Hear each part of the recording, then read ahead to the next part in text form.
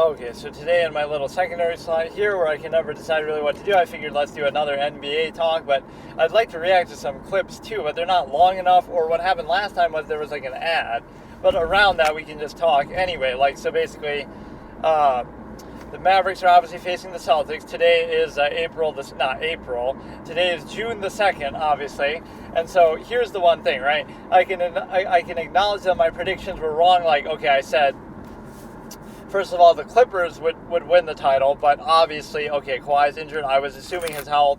You can try to ridicule that if you want, but I always use injuries like he was healthy most of the season. You're expecting that he's healthy going in and that he'll be able to play. So I think people were fluffing up the Mavericks a bit, they beat the Clippers, but would they really? They went 6 games, and yes, Kawhi played a little bit, few minutes, but he obviously wasn't himself. So I'm not saying anything. I'm not taking away from the Mavericks. All I'm saying is, don't you think that the Clippers, who beat the Mavs twice in this Kawhi era, right, if I'm not mistaken, they beat them 2 times, and one of them might even have been without Kawhi, I can't remember, but they beat them twice, right, that one series where the Clippers were down 0-2, and then Kawhi clutched it up and wins in 7. The point is that you don't think with Kawhi, if he was even remotely healthy, 75%, they would have won when they already won 6 games. So I don't like all that conversation that, Kawhi technically played, but, come on, you're not really going to count that. And even if you do, they lost the games that he played, so, that must be his fault, right? So let's just use injuries as an equalizer.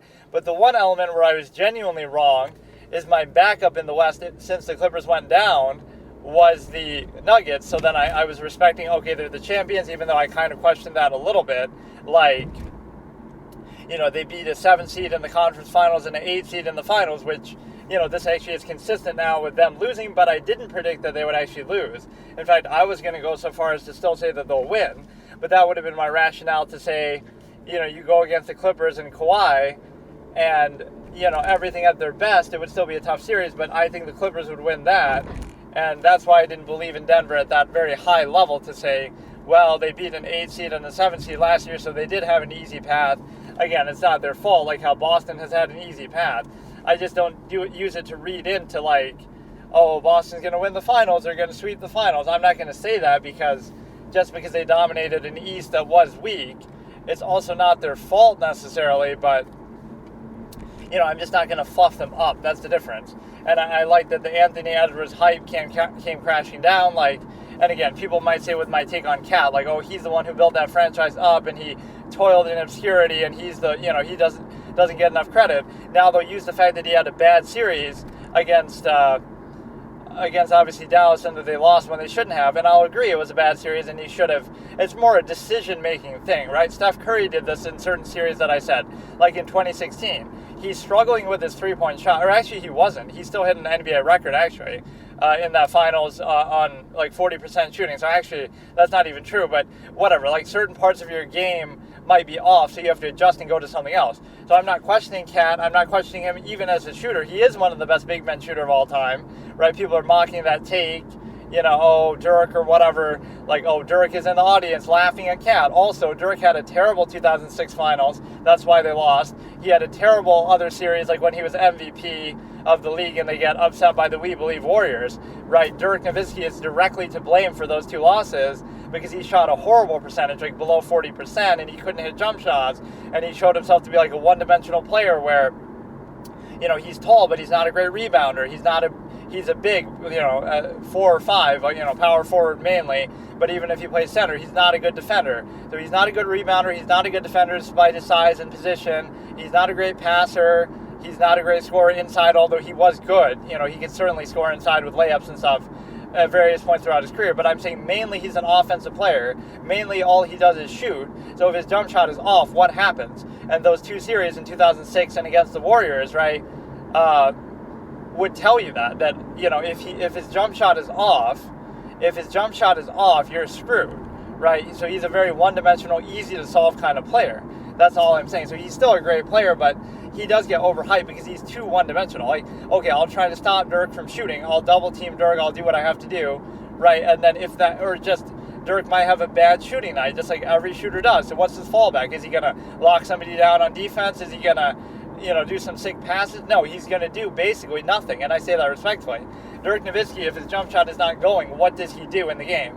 He might get a couple layups, but again, he's not going to beat you like that. He's not going to kill you like that. Whereas other great players will typically, somebody can struggle, but they're going to do a lot of other things, or at least a couple other things. So that's the problem that Cat made, is that Cat obviously was struggling with the shot, so he decided too late. Like, it was game 3. After game 3, now I'll try to score inside. And he had a good game 4, that they won. And the coaching, we got to adjust our thing. Like, you were too late. When you're down 0-2, that's good enough of a time to adjust. So I think the Wolves got out-coached. They got out-psychologically maneuvered. Right? I don't think the Mavericks are a better team. I'll even say that. Like, the Mavericks roster is not better than the Wolves roster. And it's definitely not better than the Celtics roster. But you know what I mean? You have to actually do that. This is the one special. This is the Luka special, like what he did to the Phoenix Suns in Game 7. The Mavericks weren't better than the Suns that year at all in terms of their roster, right? So there's such a thing as this psychological thing where this psychological layer where it's like you come out in the first quarter in that Game 7 against Phoenix when they upset them, right? And then also this time in Game 5, right? It's like Luka has 20 points more than the entire opposing team in the first quarter. And I forget exactly how many he had in the first quarter of that Game 7 against the Suns, but it was a lot. So what I'm saying is that has nothing to do with your ability. That's like, if a great player does that, now you're kind of changing the whole thing.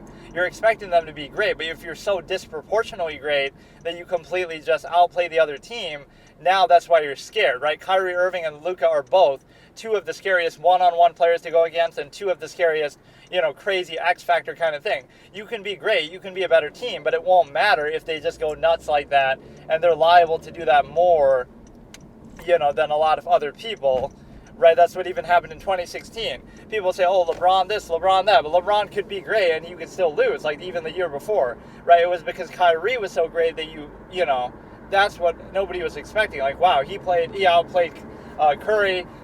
Part of that's just because Curry had a bad series, but hey, I mean, you're looking at Kyrie from a position that he can go crazy and do that too. So he did lose his unbeaten streak in closeout games, right? The Game 4. So that's unfortunate, but I did predict that, I guess. But I predicted it would still go 7. And so obviously I was wrong with some of these picks, but it's like, you might think, I'm jumping from bandwagon to bandwagon, but you have to adjust. Like, I was wrong about the Clippers, but not really because of injuries. Then I was genuinely just wrong about the Nuggets. I thought they would win that series. I was disappointed, right? And so now I was forced to take the Wolves because I felt like, okay, I don't really trust Dallas. And so people are going to have a lot of hindsight bias, but like, who really expected, not necessarily for Dallas to win that series. That's one thing. You could say, okay, Dallas wins in 7. It'll be tough. Even if you're a fan of Dallas, you'll say, give the Wolves some credit. They knocked off the defending champs. Who really thought they would lose 3 in a row and then lose in 5, right? Nobody predicted that. Zero. Literally, Mavericks fans wouldn't have predicted that. They'd still say, okay, we'll win 6 or 7. It'll be a, back and forth, win one, lose one, tough affair, but we'll still pull it out. So that's what I don't get. It's like, don't act too snarky about it. Like, you were really downing the Mavs, but like, who wasn't, right? You would have made a lot of money too, and you'll still make money if they win the finals. So you might think, I'm jumping on the bandwagon of whatever team wins, but I'm not. It's just like, I don't have a choice, because if I'm still going to make a prediction, you know what I mean? I was wrong about the Wolves, and I was wrong about the Nuggets. So you might think, why was I so low on the Mavericks? But nobody really expected them to be this good. They were the 5th seed. They did have some issues throughout the season. And it's not even, Luka does what Luka does. I don't think he's been that much better this postseason than he's been in postseasons in the past. But the difference is his team has stepped up, is better. Gafford is really good. Washington has had some good games. So all these other role players and everything has elevated. You take for granted Kyrie's going to be great. Luka's going to be great. So I'm not even surprised by that. Like, I was doubting Kyrie and Luka. No, I wasn't. Right, I was just doubting that would be enough to beat a lot of these teams that are better overall, which, again, I'm still maintaining that they are better. I think the Wolves roster was better. I think the Celtics roster is better. But now I'm going to do something weird, right? Now I'm going to say the Mavericks are going to beat the Celtics in 7 games in the finals. Now you might say, I haven't been on the Mavs bandwagon up till now. But at least what I've been consistent with is, I haven't believed in the Celtics at all because they lost to an 8 seed last year. So I'm sure that's a stat. Like, how many times has a team lost to an 8 seed and then won the title next year? barring some sort of injuries or whatever. It might not have ever happened, or it's probably pretty rare. And in this case, the Celtics weren't injured at all. And they got lucky that Jimmy Butler was hurt, because it's a psychological game that way too, right? If you just do that, so that's the credit to Luka. It's not that he's great, it's that the way that he did that, like you scored 20 points in the first quarter, that's what they mean when you talk about clutch. Clutch doesn't just have to be in the fourth quarter. It's like you're coming out and setting the tone. 20 points in the first quarter, now it's over, because it's like, you know what I mean? The game is over in the first quarter because you just do that. And so it's not the ability to do that a lot of great players have. It's the fact that you would just do it, and you've done it twice now against better teams, against higher seeds, right? What you're doing is psychologically destroying your opponent in a way that actually is relevant, right? Like, he ended that Phoenix Suns Game 7 with like only 30-something points, but it's the fact that how he did it at the beginning that completely demoralizes you, and then they get blown out. There is a certain power to that. So Luka has this power, right? Larry Bird would do that, like where, Michael Jordan would do that. He would just go on these stretches. I'm going to start the game, and I'm going to be 10 for 10 and just have 20 points in the first quarter, and then it's over. It doesn't matter what you do. It doesn't matter if I end with only 25. Like, I already took you out. So that I appreciate a lot. That Luka has this special skill, right, that is very psychologically destructive, that, that you just can't deal with that. So I am going to pick the Mavericks in 7 over the Celtics because, again, the Mavericks have overperformed. I wasn't expecting it, but I have to respect it. And then I also look at the cast has been good. Lively has been good. He didn't miss a shot in that series. He shot 100%. He only averaged like 9.5 points, but that's still impressive. So Lively was efficient against the Defensive Player of the Year, Rudy Gobert. And I've always clowned Rudy Gobert, but it's more a coaching issue now. You got to make up your mind. You play small against Dallas. They fell in love with that too much. Like, oh, look, what we were doing worked against Denver, but you have to wake up and adjust. So I'm going to give an F- to the coach, actually. I think that's a 100% coaching job. Even if the Wolves lose, they should lose in 7, and it should be tough. They were trying to play the same way they did against Denver, and by the time they realized, like, we're not in Denver anymore. We're not on this high altitude. Like, the high altitude mess with your brains if you're the Wolves. Like, you don't get what you're up against. Not that Dallas is even better, but they're different. You have to play it differently. Have Naz Reid play more. Don't play Rudy Gobert at all, right? He's not able to stop Kyrie and Luka from scoring in the paint. He's also not able to stop them from scoring on the perimeter. So, like, what the hell is he doing? And then, and even though Jaylen Brown's one of my favorite players in the league, obviously, I don't believe in Boston still. They've choked away too many things. So, again, if they prove me wrong, fine, it'll be a tough series. But I'm predicting on one level, if the Celtics do win, the Finals MVP will be Jaylen Brown. It won't be Jason Tatum. That's 100% guarantee, right? The same way that he was a Conference Finals MVP, right? And so I'm predicting the Mavs win in 7, and that Luka will be Finals MVP. And it's going to be a tough series, obviously. And so, again, the Mavs have impressed me, but the Celtics I didn't believe in all year because, I'm looking at what they've done in the past. The 2022 Finals, they should have won, right? The Warriors weren't that impressive, especially in hindsight. Like, they haven't done anything since then, but the Celtics are still young. They're still developing. They've been together, right? All that stuff. So, what other topics are interesting here? Like, again, Jaylen Brown would be the Finals MVP if the Celtics win, but they're not going to. They're going to lose in 7. That's at least giving them that much respect. And what else? Just, again, I'm not holding it against them that they had a cakewalk through the East, but at least Dallas is ready, right? That's what maybe the Timberwolves psychologically were knocked out too. Like, oh, we just beat the defending champs. And a lot of people said this too. I saw this in YouTube comments and whatever. That the Wolves versus the Nuggets is the real NBA Finals. Well, Dallas sure had something to say about that. Like, again, I wasn't expecting Dallas to win, but you have to give them respect. But I think the Wolves went in psychologically overconfident. I really didn't like all the media hyping up Anthony Edwards because my position would still be the same. He's still a terrific player. He's great, but relax. You know what I mean? They went overboard, so now you have this backlash. The same thing that's happening like with Caitlin Clark. It's not that, oh, people are hating on her. A lot of people didn't care about women's basketball, so they didn't even know who she was, right? But now we hear about it so much. It's like you hype her up so much. Now people are just going to hold her either to that standard, which is unrealistic and you shouldn't have done that, or they'll just be upset about not her, right? They're not hating on her, but they're hating on the media hype around her. Like, you're overdoing it, right? Just relax. Like, her team is 2-8. Like, calm down. She's a good player. She's nice. We wish her the best.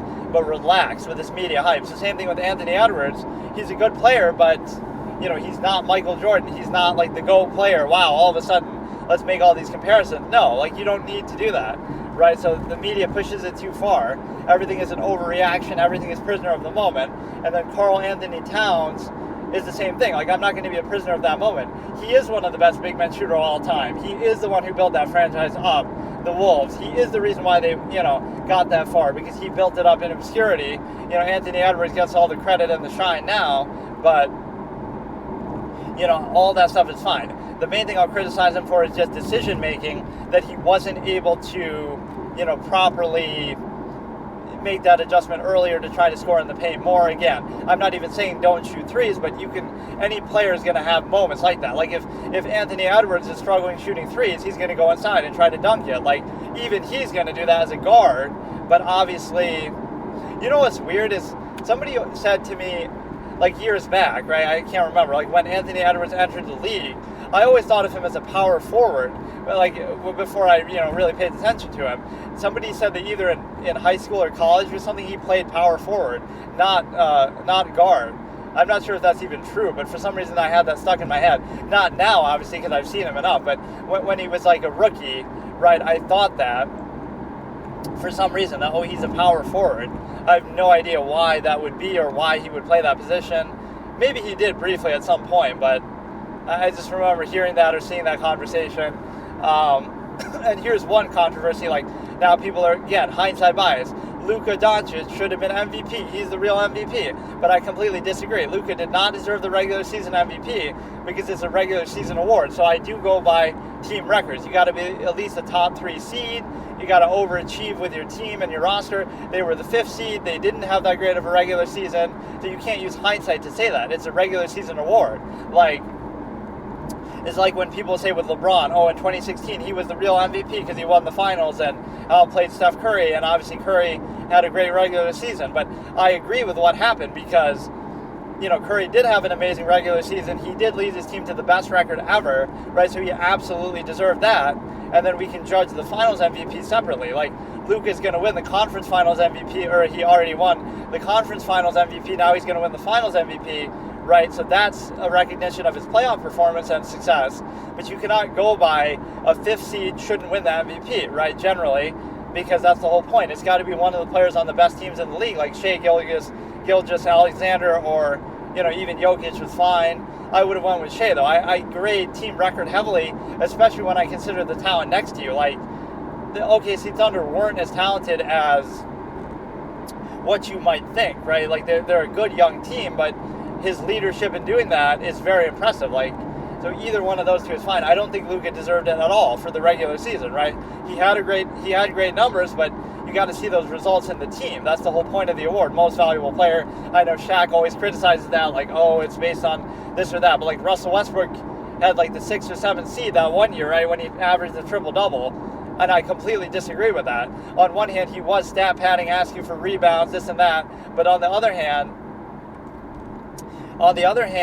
they're too low of a seed, so I don't respect that criteria, right? To me, that's just what the award is. Historically, that's been true, too. It's like with the finals MVP. Except for the first time they ever gave it out, right, to Jerry West on the losing team, it's always gone to somebody on the winning team. So if somebody, if Luka averages 50 a game, but Tatum averages 30 and he wins it, right, because he's on the winning team, like Kawhi Leonard in 2014 had a pretty weak stat line compared to LeBron, but he's on the winning team, so that's just a tradition. So to me, it's the same thing with the regular season award, like MVP, right? So I'm not going to retcon and change it and say, Luka deserved it. He didn't deserve it. They were the 5th seed. He had a great season, but I'm not going to say that he deserved it for that. So if you want to say, okay, he's going to be finals MVP, fine. If you want to say that he's, the best player in the playoffs, that's fine. But you don't get to do that retroactively. That's the whole point of it, right? So like in 2016, LeBron deserved the regular season MVP because of how he performed in the playoffs. No, that's the whole point, right? How you perform in the playoffs is after the fact, in hindsight, right? It is a regular season award, so I completely disagree with that. Luka does not deserve that, but I am predicting that he'll win finals MVP, so, good for him, but it's going to be tough, and, just those two players are so scary to go against. Like, it is the better duo, but definitely not defensively, like Jaylen Brown, like if we compare these players, right? let's compare Kyrie to Jaylen Brown and Luka to Jason Tatum. Jason Tatum is a better defender than Luka. They're both very good scorers. I'll say Luka's a little better scorer, like scoring and shooting considerations. Rebounding, they're about probably even. Tatum sometimes is pretty good with that. So they pretty much even out, right? I'd say Luka and Tatum actually even each other out in the series. I'll give Luka like a minor advantage just because, again, he has these psychological intangibles. But as scorers, they're both pretty great. Obviously, Luka has these moments like what we saw in Game 5 here. But they're both pretty great on offense. Tatum's main advantage is on defense, right? He is a better defender than Luka, definitely. But, yeah, overall, and actually, they're both great passers. So I would say, yeah, Luka's a slight advantage there. And then Kyrie versus Jaylen Brown, I'd say Jaylen Brown's a slight advantage there. But, Kyrie is very scary, obviously great one-on-one. Neither of the, Jaylen Brown's a little better defender. In fact, maybe a much better defender at times, but that's tough. Like, it's just Jaylen Brown gets a slight edge there. So those two almost even each other out. But that's what I don't trust with Tatum, is the psychological side of things that I'm even saying, even if the Celtics were to win, I would say that Jaylen Brown would actually win. Or I've seen these animations where this guy makes fun of everybody and like to do with the NBA, like the JJ twins, right? Because their names both have J spelled a weird way, like Jay. It could be Jalen, like Jalen, or Jason, Jason. What are the chances that they're on the same team? And they both have unusual Y names, like, so they're the JJ twins, right? I can't remember the name of that channel, but they make some pretty funny animations and stuff, all like South Park style. Not that I've even ever seen South Park. That's what I should do actually in the slot. I should just watch some series like that, something kind of laid back and fun. I've been trying to search high and low for a mic that's going to work with this, but I can't seem to find one. Or, I don't want to test it in the car, and like I don't know how good it's going to be. Like, I've just been doing this for the fuck of it. And even if I don't upload this now, I can always do eventually. But some of these things, there's a pressure to upload, like, you feel like you have to, because this is talking like I'm predicting the Mavs are going to win, so I'll seem so smart if I get it right. And again, historically I have a pretty good record with a lot of my predictions, but yeah, so I'm predicting Boston is going to lose in 7. Of course, they have home court advantage. And again, it's not like, oh, you're sleeping on the Mavs, you were sure wrong about the Mavs. It's like, who really predicted the Mavs to get here? And especially in such efficient fashion, right? Nobody really expected that. Right, maybe Mavericks fans, like, who really had this prediction? I doubt. There was some article that said Shaq predicted it, but I couldn't find the interview. Like, for NBA 2K24 in October of last year, he had said, the Mavericks are going to win with Luka and Kyrie. But then the problem with them is they're on the air so often that they'll probably change their mind. They'll say, no, I don't think they'll do it anymore. I lost my faith. But then, you'll go back to the article and say, oh, well, he did predict it, but my faith in the Clippers never wavered, and that's kind of a testament. They took the team. This is where I kind of wasn't on the Mavs at all. Like, they went 6 games and they got blown out that first game without Kawhi even being there against the Clippers. So yes, they beat them, but doesn't that make them seem weak? And yes, in retrospect, it doesn't matter. They've handled their business, standing on business. Like, who was that? Who did that? PJ Washington or whatever? But his little pose with his arm crossed, standing on business. The point is that they went 6 games and had that bad game 1. Like, I didn't believe in the Mavericks at that point. Like, I'm somebody who does that on a psychological level. Even when you win or succeed at something, I can see through it. Like, this is a good chess analogy. Ding Liren won the world championship, but I said before and after, this is a chess thing, right? I said before he would choke, and I said, and he did. He froze up one game and lost, but then he still ended up winning the whole thing. So I said after, too, the same thing, that, he's not going to actually, win this time, no matter who he goes against. So, like, even though you win, I'm going to see through it. So I thought I saw through that with the Mavs, that, like, if you go 6 games against this team, and if you lose the first game so badly without Kawhi even being there, right now you're in a position where I don't really believe in you, but they obviously have proven me wrong. But I would stand by my whole thought process there behind that. But no, you know what? Like, where would it be on? If it's on Hulu, I guess I could watch it. my problem with all these streaming services is they're all split. Like, I want to watch one show, then I have to subscribe to HBO Max. Then I want to watch another one, I'll go on Hulu. Like, let's just watch some random thing like that. I won't do it maybe right now, but no, this one guy makes these animations too that I've been watching, like I don't know how to explain it, like where it's Jaylen Brown on an organ and with the black mask on and laughing evilly, and like every team getting eliminated, like Tyrese Halliburton using a crane to throw Jalen Brunson in the trash with rats, and Spike Lee holds up a sign. Like, that's a very funny channel, but he keeps reusing the same music.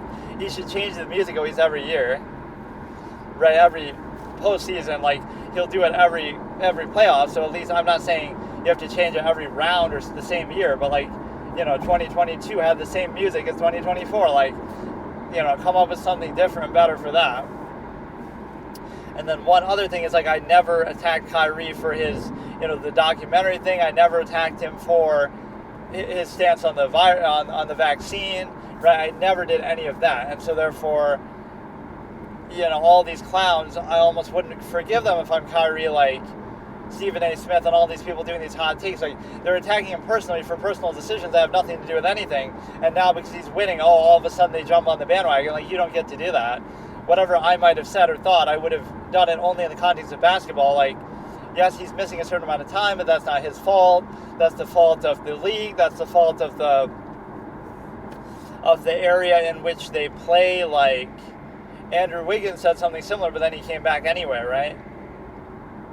So, like, religious reasons or whatever, and then people get into questioning that, like, your religion technically doesn't say that. Where in the Bible does it say don't take the Pfizer vaccine? But like, it's not your business to say that. Like, you can just not take it if you don't want to, and if you miss out on playing, then so be it. Yeah, all these entitled millionaires using all these excuses. Oh, the bubble was so uncomfortable for us, or the vaccine is so bad, and this and that. But I can respect his decision, so I never really thought negatively of Kyrie that way. So a lot of people owe him apologies. Like, even if they don't win, right? Everybody's trying to jump on the bandwagon, but I'd love to see Kyrie, like, reject interviews with some of these people, right? Just completely spit in the face of Stephen A. Smith and a lot of these other people criticizing Kyrie, this and that. Like, you're not being fair.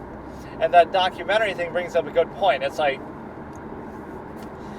simply posting a link to a documentary that exists and is on a streaming service, or even if it's not, like, even if it's like a DVD link on Amazon, like, order it and get it shipped to you in the mail or whatever. Like, just the fact that exists. Like, Kyrie Irving didn't make the documentary. Simply watching it or talking about it or linking to it doesn't mean you vouch for it.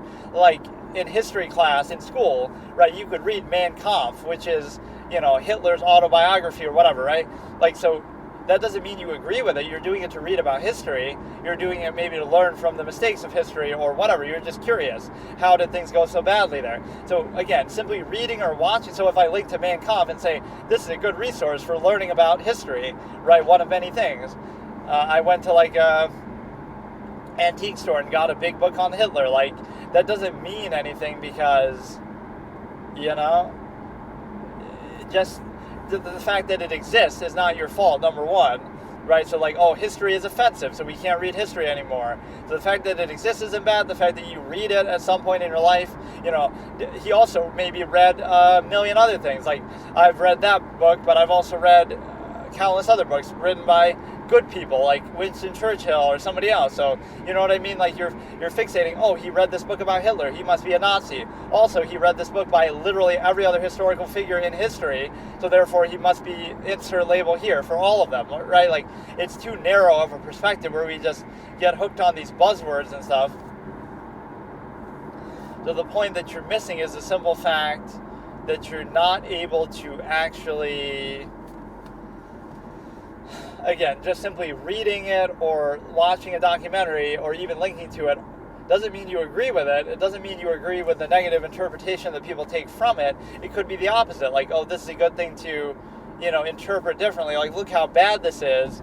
Look how reprehensible it is that we disagree with it or whatever. Like, again, it's just a thing that exists. It doesn't mean you're vouching for it. You're just looking at it like, maybe he linked links to other things over the years. Did you give him credit for those? He linked to War and Peace. He linked to something else, A Clockwork Orange, to teach us something,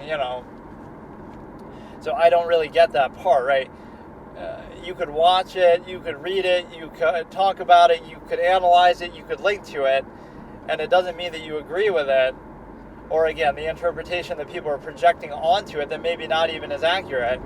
But again, like, I never buy into that. Like, the influence is never the fault. Because, like, if you watch that, you'll probably be repulsed by it if it's bad. Like, I don't agree with what they're saying. So therefore, same thing with Mein Kampf. Like, you don't agree with Hitler. You're just curious about his thought process and you want to learn more about history from his perspective. And you'll read other things to go along with it. Like, you're not going by that 100%. So everything is like oversimplified, like, oh, if you watch that, you must agree with 100%, and you practically made it, and you vouch for everything in it, and like, you might agree with one part and disagree with another, and it's like, that's a trap you'd get into if you said, like, well, Hitler built roads, and Hitler did this and that was actually good, but he also did terrible things, so like, you know what I mean, it doesn't have to be this false duality. Right now, it might be pointless to try to bring that up, like, people have that visceral reaction, oh, how can you possibly say? But, like, Hitler also ate breakfast, and he also went to the bathroom, and he also did, normal things that normal people do. So we get too fixated on the individual. He did several terrible things, obviously, and he should be condemned for that, and we get it. But I don't like this whole thing where we try to turn it into something else where, oh my goodness, if you just hear his name, it's the end of the world. Or, oh my goodness, if you just, like, you're giving him too much power by doing that, right? He was a terrible person. He shouldn't have been allowed. I look at it in terms of the process, right? Not the individual.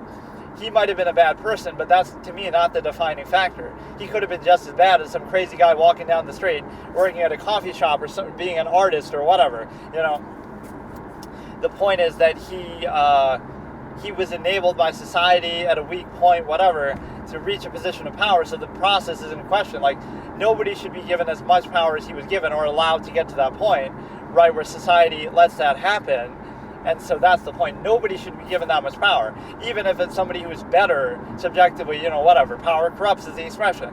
So nobody should be given that much power, and especially he shouldn't be given any power. So those are the two layers of it, right? So let's say it was him, but he was given less power, like just a normal president, but he doesn't have control over the media, and he doesn't have control over other things. Maybe he wouldn't have done as much because he couldn't have done as much. Like, he would have had checks and balances and been criticized at every turn, right? So that's one solution, is that assume everybody you elect is the worst person ever. So like in American politics, Trump and Biden, right? So Trump didn't do anything that drastic as president, objectively, because he was constantly being criticized and held back by the media.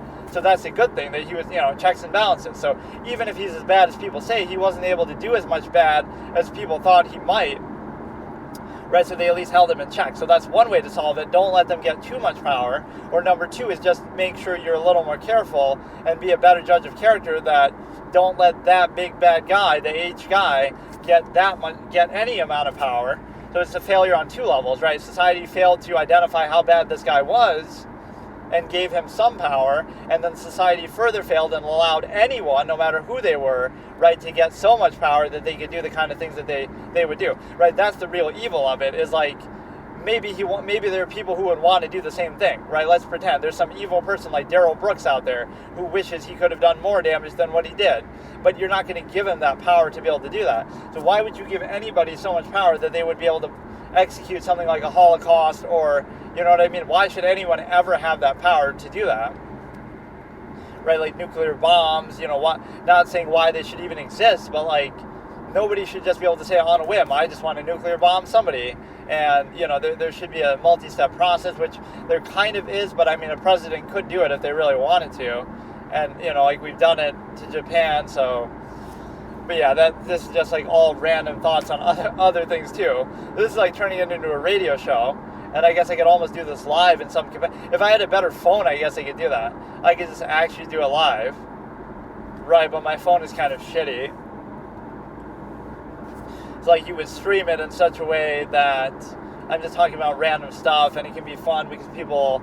I like that back and forth sometimes on a stream session, like... People will debate you, and people will suggest things to talk about and give you ideas, and what people sometimes do, like big streamers even, they'll just keep reading the best lines in chat. So they'll skim Asmongold and stuff is like that. They'll skim through it and say funny jokes and take credit for it. And that'll be the majority of their commentary, just reading and reacting to and stealing the best comments that people have in chat. I guess if I stream it, it might not matter too much. as far as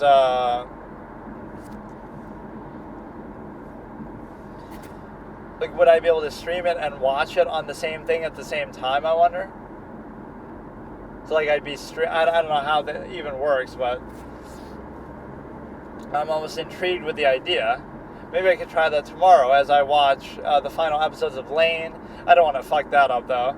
We could do it in one of these random sessions. So, like, the only thing that people would probably be clowning me for is your mic is so shitty, or you can get to witness a 0.01% chance that you'll get to witness a car crash live, but you'll only be able to hear it. You won't be able to see it anyway. But there's so many things like that that are, you know, like, oh, that'll go viral, so I purposely get in a car crash just to get 1 million views, just to increase engagement, like all these kind of dumb things to get rewarded. Like this streamer's walking down the street with their phone out in a foreign country and they fall down like a pothole, right, whatever, and it's like, oh, that shouldn't be there. You're right, it shouldn't be there, but you also shouldn't be so distracted. Not even saying, oh, it's a whatever kind of country, but it's like, it's unfamiliar to you. You don't know where you are in the world, so you can get kidnapped, you can get hit by a car. Like, you're not familiar with where you are in the first place, so it's really your fault. Not that the pothole exists, but that you're so unaware and everything could be different there, and, you know, you don't know where you are, you've never been there before. That's the whole danger of IRL streaming. Like, I'd criticize that, and I would also criticize the simple fact that, I guess, of people doing, what is it, like IRL stuff, but also, it was just on the tip of my tongue. Oh yeah, like 24-hour streams, like staying up overnight can be really bad. You shouldn't really do that. I don't see the point. Just stream for 12 hours, then sleep, then stream for another 12 hours the next day. But don't do it like 24 hours. It's a really unhealthy thing that actually, if you do it enough, it can take off years of your lifespan. But I don't know why people don't take that seriously enough, or so all it's going to take is somebody to actually die on live stream to,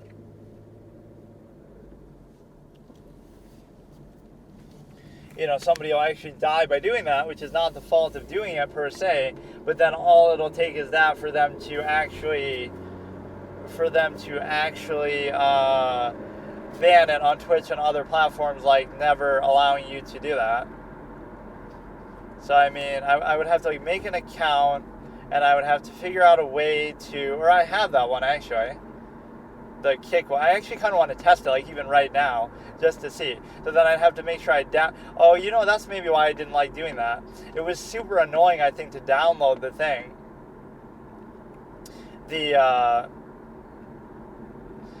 My video from, I did like the Barbie movie review, but then I remember it was like a pain in the ass to download it. At least I think it was. Right, there's no like super easy way to do it, or I don't know how long your videos actually stay up on there. Like on Twitch, it's like 2 weeks, unless you like maybe pay something extra to get special extra storage or something. But yeah, so I could watch other random stuff in this slot too. But the main two things I could change is I could do it live, which is actually pretty fun because, again, I'm not expecting a lot of people to watch, but even if one random person does, then I'd have even more distractions where I can read and interact with chat too while driving, in addition to watching something, in addition to everything else. But I mean, why not? It's a net positive. So we could do that stream element, and then we could also do the simple fact that the mic, and that's one mystery I really can't figure out. I've tried messing around with the settings on here. I'm kind of lazy when it comes to stuff like this. Like, I just want to do it and not have to worry about the fine-tuning. Or then I become too much of a perfectionist and it has to be, like, just right. But no, I would do it in such a way that I'd either have to get another recorder, I have to get, like, a really special mic that's going to help with this, or I guess if I was doing it on my phone, then I could just trust that the phone is better at doing that. Like, oh, but you know what might not work then? No, it should still work, because I'll listen to it, like, on headphones, like my little Bluetooth headphones, so it shouldn't play the audio. That's why I was nervous about doing it like that. Or even just how I was doing it at the beginning, like with Girls Episode 1, you could hear it in the background, and what's funny is I didn't get copy strike for that, so maybe I could do that with everything. I could watch a full movie and play the audio the whole time, and just not show the video, and that'd be fine. I mean, people show a lot of the video too. So that was one movie I was kind of disappointed with, was The Witch, starring Anya Taylor-Joy. it wasn't bad, but it wasn't really that special. Certainly it's kind of overhyped in the way that, it had been built up in a certain way that I'm just not that impressed by. I honestly kind of want to test it like right now, but it's going to drive me crazy with respect to, I can't remember how I downloaded that, right? Because I already downloaded and uploaded it, and that's like the only stream I even did on that channel, right? The same thing, Cinephile Continuum. And a lot of the time I'll be talking about basketball and stuff, so I don't know, I need to make like a channel art for that, but whatever. I talk about all kind of different shit. I mean, I'm talking about debate subjects, politics. It's like a radio show. I'll just talk about whatever people want or whatever I feel like on the moment. And of course, I'm reacting to stuff too. So if I'm reacting to I'm reacting to a show like I've never seen South Park before. The reason why I don't want to watch that is because then I'd want to watch like the whole thing, but then it's going to be way too fucking long. Like, how many seasons do you think it's going to be? Right? Like, it's just going to be too much.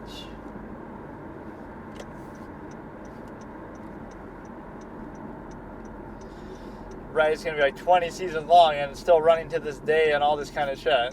And it doesn't seem like my kind of humor or show anyway, but it doesn't mean I couldn't still enjoy it, right? Like, I'm like that with comedy and stuff. Comedy and horror I don't typically enjoy just on a personal level as a genre overall, but there are plenty of horror movies that I can appreciate, and there's plenty of, like Psych is a good example. Psych is a show, but it's also a detective show and it's got other things going for it, so I like that, despite the fact that the comedy isn't really my style, and this character is a little bit obnoxious at times, Sean Spencer, and some of that stuff, but it can still be good despite that.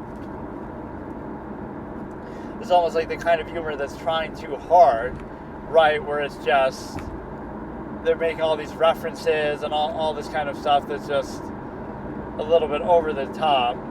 So, let me see. So yeah, this is my recording proper thing. So the way I would do it there, if I was to do it, I almost want to test it. I honestly kind of want to test it, but I'm not sure how exactly it would work. Like, I'll log into, I don't really have a ton of time either, but even if I do like a short one, so I could do it where I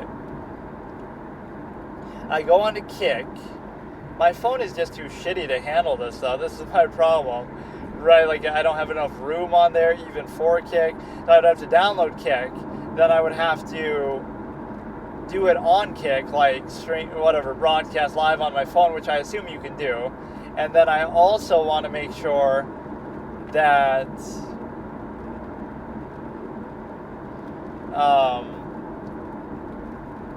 I also want to make sure of the simple fact that you're able to,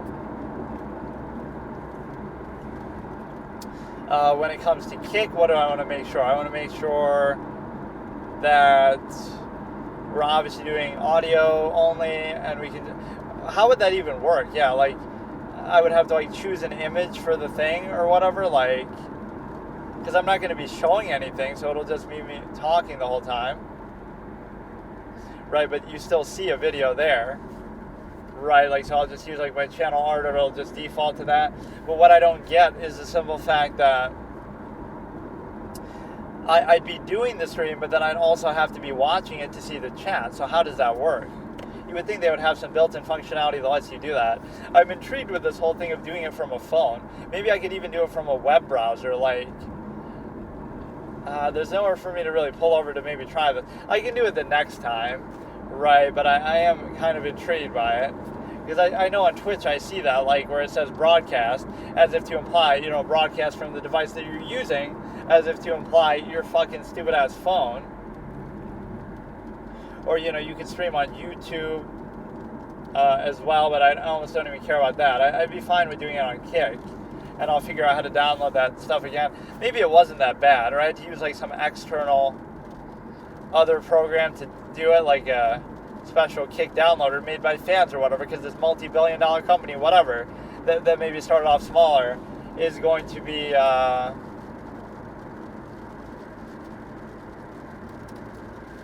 it's going to be unable to have their own downloads. Like, at least on Twitch you can do that.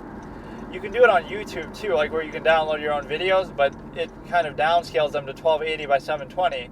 So if it's a 1920 by 1080 or up, then it's not going to necessarily work for you.